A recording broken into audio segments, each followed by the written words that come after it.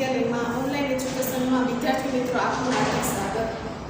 ધોરણ 6 વિષય વિજ્ઞાન, જેનો પાઠ છે પહેલો ખોરાક ક્યાંથી મળે. તો કે ખોરાક છે આપણે શા માટે લઈએ છીએ? તો કે ખોરાક છે એ દરેક સજીવો છે પોતાનું અસ્તિત્વ ટકાવી રાખવા માટે ખોરાકની જરૂર પડે. બીજું તો કે ખોરાક છે આપણે શારીરિક વૃદ્ધિ કરવા માટે પણ આપણે ખોરાકની જરૂર પડે. બીજું તો કે ખોરાકમાંથી આપણને તો કે ઉર્જા પ્રાપ્ત થાય, એટલા માટે આપણે ખોરાક લઈએ. તો આપણે ખોરાક તો લઈએ છીએ, તો ખોરાક છે એ આપણને ક્યાંથી પ્રાપ્ત થાય? તો કે ખોરાક છે એના મુખ્ય બે સ્ત્રોતો અથવા ખોરાક છે એના મુખ્યત્વે બે પ્રાપ્તિ સ્થાનો છે. ક્યાં ક્યાં? તો કે વનસ્પતિઓ અને પ્રાણીઓ. તો કે વનસ્પતિઓમાંથી આપણને શું પ્રાપ્ત થશે? તો કે ધાન્ય એટલે કે અનાજ, કઠોળ, ફળો તેમજ શાકભાજી. પ્રાણીઓમાંથી શું પ્રાપ્ત થાય? તો કે ઈંડા છે, ચિકન છે, દૂધ છે, માછલી, મધ, બધે કેવી? તો કે પ્રાણીજ પેદાશો છે. તો કે ધાન્ય આપણે આગળ શીખી ગયા કે આપણે પહેલેથી શીખતા આવીએ છીએ. તો કે અનાજ જેને આપણે શું તો કે ધાન્ય કહીશું. કે ક્યાં ક્યાં? તો કે ઘઉં છે, બાજરી, જુવાર, મકાઈ, આ બધા શું છે? ધાન્ય. કઠોળ તો કે મગ છે, મઠ, જે આપણે બાફીને ખાઈએ તો એ શું બધાય? તો કે કઠોળ થશે. તો કે મગ, મઠ, ચણા, વાલ બધા કયા છે? કઠોળ. બીજું તો કે ફળો આપણે મોસ્ટ ઓફ આપણે ફળ ખાઈએ તો આપણે કાચા જ ખાઈએ, આપણે કંઈ રાંધીને ખાઈએ છીએ ના. તો કે ફળો ક્યાં ક્યાં? તો કે સફરજન, કેળા, અનાનસ, તરબૂચ, બધા શું છે? ફળ. શાકભાજી તરીકે આપણે જે શાક બનાવીએ તો કે ટમેટા છે, કોબીજ, બટાકા, વટાણા, બધા શું છે? શાકભાજી.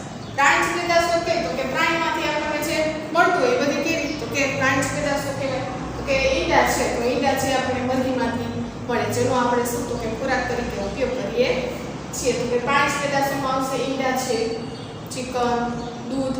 તો કે દૂધ છે એ આપણને શેમાંથી પ્રાપ્ત થાય? તો કે ગાય છે, ભેંસ, બકરી, ઊંટ, એમાંથી આપણને બધા પ્રાણીઓમાંથી દૂધ પ્રાપ્ત થશે. તેમજ માછલી અને મધ. તો કે મધ છે આપણને તો કે મધમાખીઓ દ્વારા પ્રાપ્ત થશે. આ જે ખોરાક છે એના મુખ્યત્વે પ્રાપ્તિ સ્થાનો છે. ક્યાં? તો કે વનસ્પતિઓ અને પ્રાણીઓ. તો કે આપણે પહેલા વાત કરી કે ખોરાક શા માટે લઈએ? તો કે દરેક સજીવો છે એને પોતાનું અસ્તિત્વ ટકાવી રાખવા માટે અને શારીરિક વૃદ્ધિ માટે તેમજ ઉર્જા પ્રાપ્ત થાય એટલા માટે આપણે ખોરાક લઈએ છીએ. ખોરાકના પ્રાપ્તિ સ્થાન આપણે ખોરાક છે એ શેમાંથી પ્રાપ્ત થાય? તો કે વનસ્પતિઓ અને પ્રાણીઓમાંથી. વનસ્પતિમાંથી જે મળે છે એ પેદાશો લખીએ અને પ્રાણીઓમાંથી જે મળે છે આપણે પ્રાણીજ પેદાશો લખીએ. હવે આપણે જો કે મોસ્ટ ઓફ બધા ફળો છે આપણે રાંધ્યા વિના ખાઈએ છીએ, તેમજ કેટલીક એવી શાકભાજીઓ છે જેને આપણે તો કે રાંધ્યા વગર આપણે કાચી ખાઈ શકીએ, જેમ કે ટમેટા છે, કોબીજ છે, કાકડી, ડુંગળી. આ જે બધા શાકભાજીઓ છે જેને આપણે રાંધ્યા વગર ખાઈએ છીએ, જેમ કે બધા જ ફળો તેમજ કેટલીક શાકભાજીઓ છે જેને આપણે કાચી ખાઈ શકીએ છીએ. એટલા માટે વિદ્યાર્થી મિત્રો આપણે ખોરાક શા માટે લઈએ છીએ તેમજ ખોરાકના મુખ્ય સ્ત્રોતો વિશે આપણે ચર્ચા કરી. હવે આપણે ખોરાક છે એ આપણે શું તો કે રાંધીને ખાઈએ. તો કે રાંધી બનાવીએ એટલે શું તો કે જે વાનગી બનશે તો એ વાનગી આપણે એક જ વસ્તુમાંથી બનશે નહીં, તો કે આપણે બે અથવા બેથી વધારે ખાદ્ય સામગ્રી છે એની જરૂર પડે. જેમ કે વાત કરી તો કે ઘઉંનો લોટ.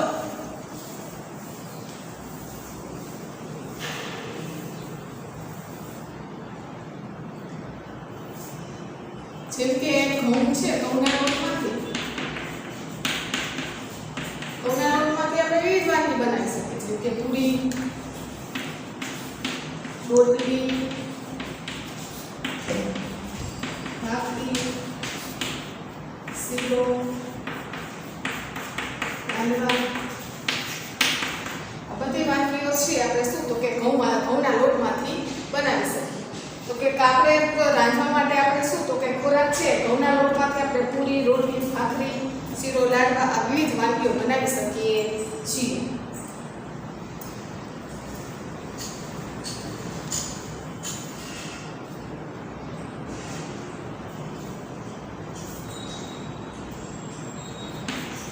વિવિધ વાનગીઓની વાત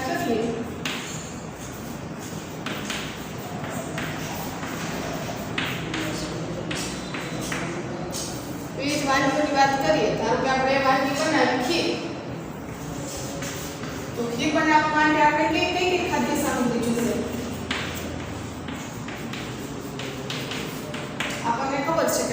વાનગી બનાવવા માટે આપણે 2 અથવા 2 થી વધારે ખાદ્ય સામગ્રીની જરૂર પડે. તો કે ખીર બનાવવા માટે આપણે ચોખા, દૂધ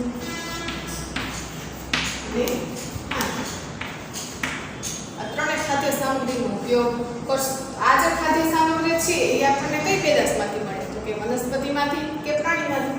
તો જે ચોખા છે કયા સ્ત્રોતમાંથી મળશે? ચોખા છે વનસ્પતિ પેદાશ કે પ્રાણી પેદાશ? કે વનસ્પતિ. દૂધ છે કઈ પેદાશ? તો કે પ્રાણી પેદાશ કે અને ખાંડ તો ખાંડ છે કઈ છે? વનસ્પતિ પેદાશ. તો આ વિવિધ વાનગીઓ બનાવવા માટે આપણે 2 અથવા 2 થી વધારે ખાદ્ય સામગ્રીની જરૂર પડે. આપણે ઉદાહરણ તરીકે લીધું ખીર લીધી.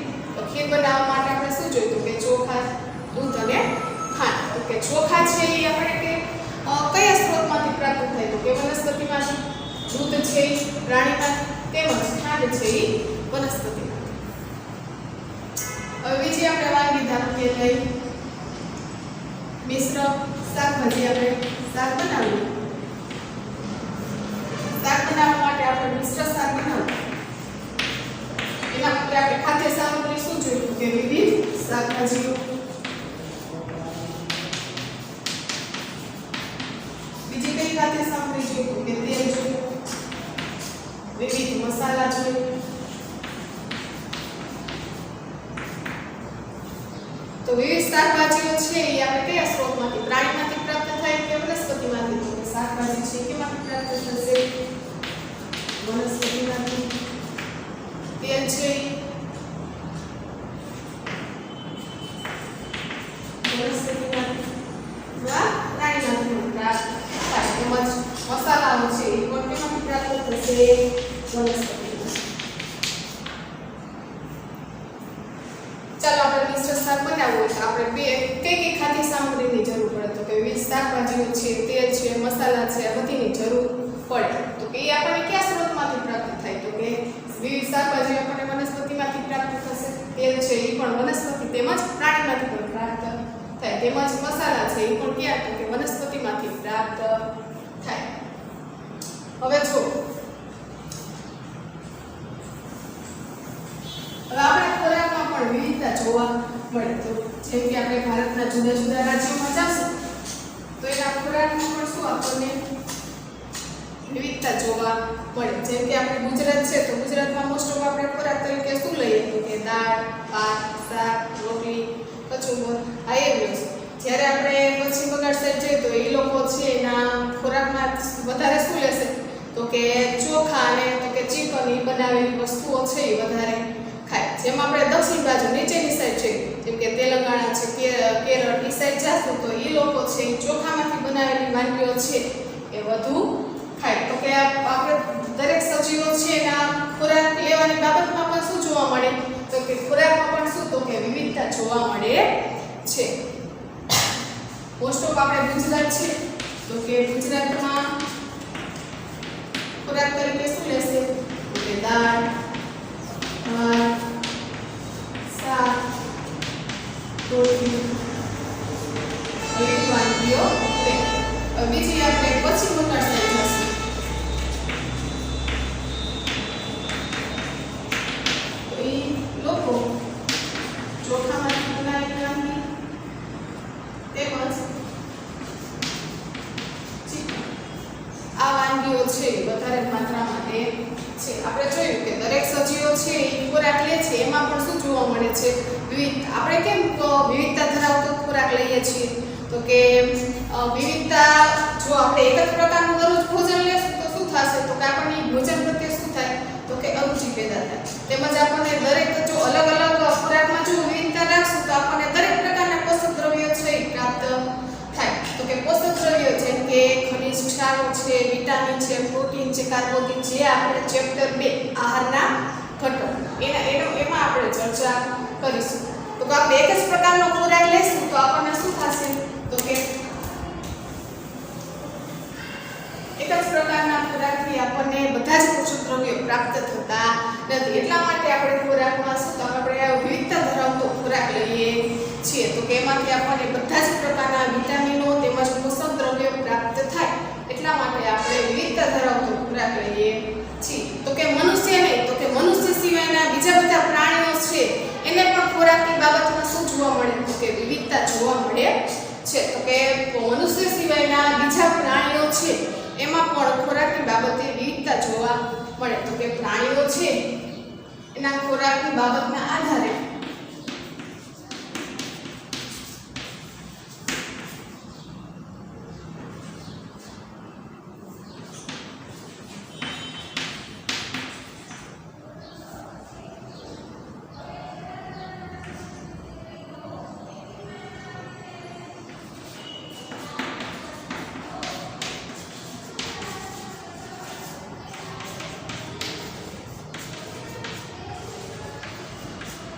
વિવિધતા જોવા મળે છે.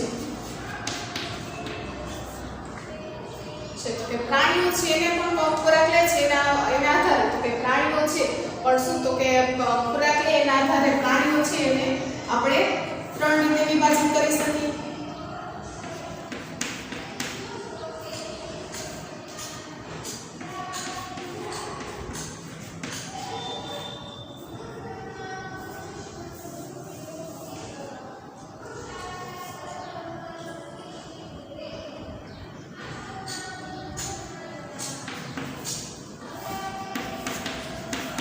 ખોરાકને ધ્યાનમાં રાખીને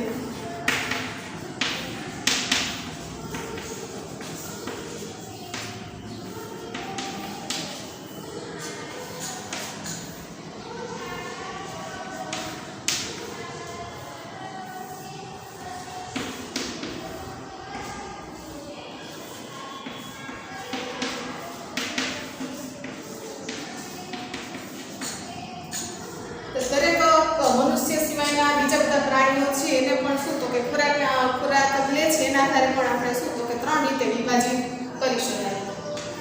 કયા કયા? તો કે તૃણાહારી પ્રાણીઓ,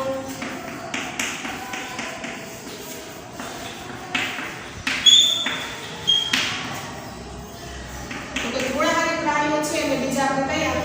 તો કે શાકાહારી પ્રાણીઓ તરીકે પણ ઓળખી શકીએ.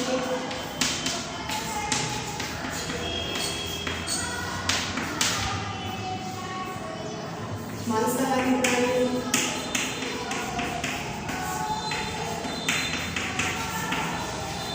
તેમજ વિષહારી.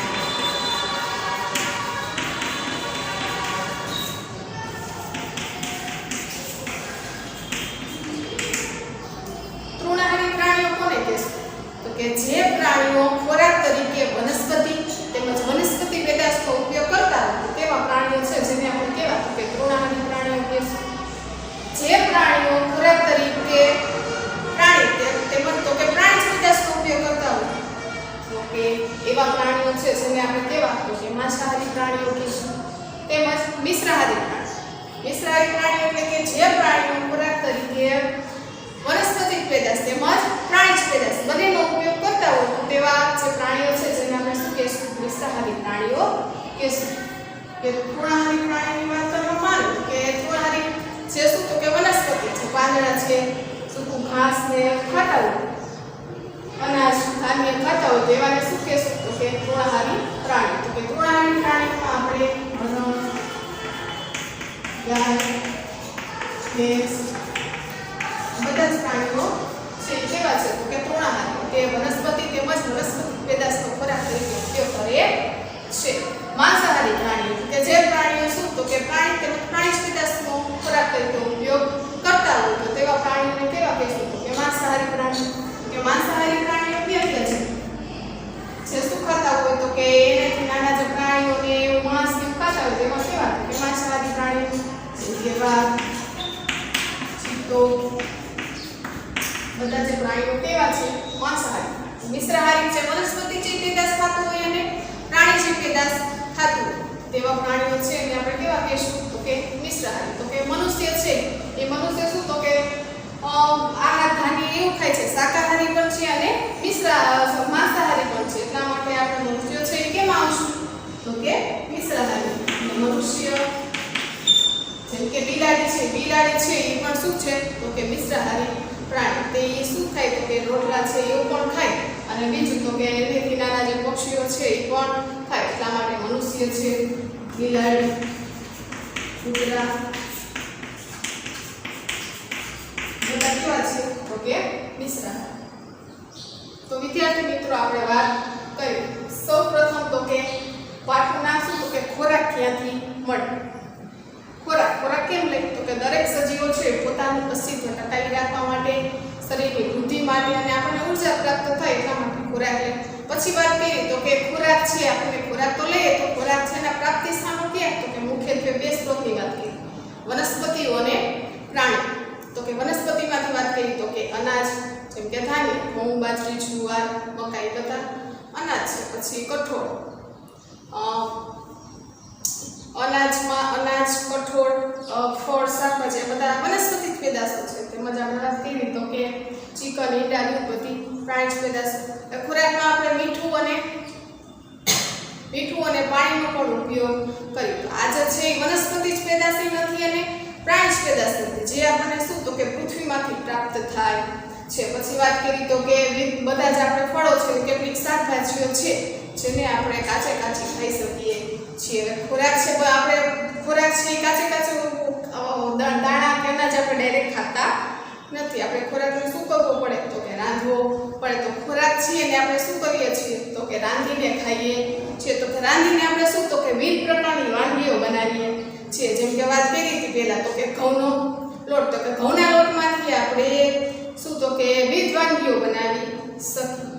કઈ વાનગી બનાવશું તો કે શીરો છે, લાડવા, પૂરી, રોટલી, ભાખરી આ બધું કેમાંથી બનશે તો કે ઘઉંના લોટમાંથી. હવે વાનગી તો આપણે બનાવીએ તો વાનગી બનાવવા માટે આપણે 2 અથવા 2 થી વધારે ખાદ્ય સામગ્રીની જરૂર પડે. આપણે ઉદાહરણ 2 લીધા, જેમ કે આપણે ખીર બનાવી હોય તો ખીર બનાવવા માટે આપણે દૂધ જોઈએ, ખાંડ જોઈએ, ચોખા જોઈએ. તો આ જે બધું પ્રાપ્ત થાય છે એના માટે કયા સ્ત્રોતો પ્રાણીમાંથી પ્રાપ્ત થાય કે વનસ્પતિમાંથી, એને પણ આપણે અલગ કરીએ. પછી આપણે વાત કરી કે ખોરાકમાં વિવિધ આપણે એક પ્રકારનો ખોરાક ખાતા નથી, આપણે જુદો જુદો ખોરાક ખાઈએ. કારણ કે આપણે જો દરરોજ આપણે એક જ પ્રકારનો ખોરાક ખાશું તો શું થશે તો કે આપણને વિવિધ પ્રકારના પોષક દ્રવ્યો છે પ્રાપ્ત થાય. એટલે આપણે ખોરાકમાં વિવિધતા રાખીએ છીએ. તો કે મનુષ્ય સિવાયના પ્રાણીઓ છે એના ખોરાકમાં પણ શું જોવા મળે તો કે વિવિધતા જોવા મળે. તો કે પ્રાણીઓ છે એ ખોરાક લે છે એના આધારે પણ છે પ્રાણીઓ છે એને 3 પ્રકારે આપણે અલગ અલગ રીતે વિભાજિત કરી શકીએ. તો કે તૃણાહારી પ્રાણીઓ, માંસાહારી પ્રાણીઓ અને મિશ્રાહારી પ્રાણીઓ. તો કે જે પ્રાણીઓ શું ખાતા હોય તો કે વનસ્પતિ પેદાશનો ઉપયોગ કરતા હોય તો કે તેવા પ્રાણીઓ છે જેને શું કહેશું તૃણાહારી પ્રાણીઓ. જે પ્રાણીઓ ખોરાક તરીકે માંસનો ઉપયોગ કરતા હોય તો પ્રાણી પેદાશનો ઉપયોગ કરતા હોય તો એવાને આપણે શું કહેશું માંસાહારી પ્રાણી. તેમજ મિશ્રાહારી જે વનસ્પતિ પેદાશ તેમજ પ્રાણી પેદાશનો ઉપયોગ કરતા હોય તો તેવા પ્રાણીઓ છે જેને આપણે કેવા કહેશું મિશ્રાહારી પ્રાણી. તો વિદ્યાર્થી મિત્રો પહેલા પાઠના મોસ્ટ ઓફ નવનીતમાંથી જે વિકલ્પ, ખાલી જગ્યા, ખરા ખોટા તેમજ એક વાક્યના પ્રશ્નો છે પાકા કરવાના રહેશે.